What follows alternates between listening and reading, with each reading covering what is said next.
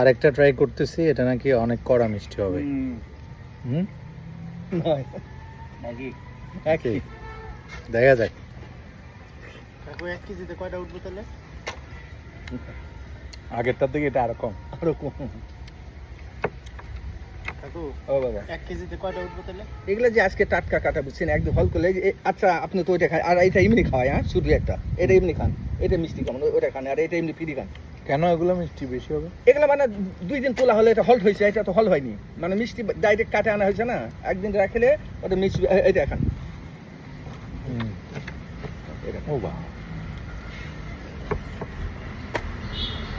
খান, এটা খান।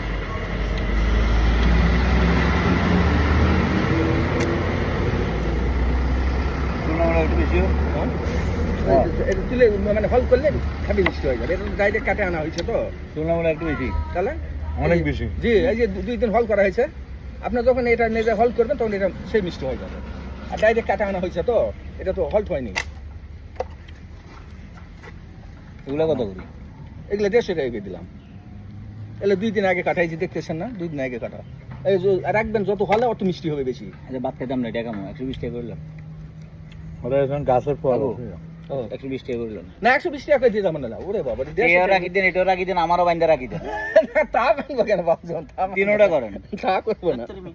আমরা খেতে দিন হ্যাঁ, খাতে জিনিস কি হলো, 120 টাকা করে। 200 টাকার ফল 700 গ্রাম, 143 টাকা হয়, 40 টাকা দিয়ে দেন। 120 হ্যাঁ, 85 ডিসকাউন্ট হয়েছে, 85 টাকা আছে।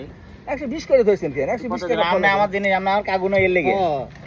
বলে ভাত খামো না আজকে, এটা খামো।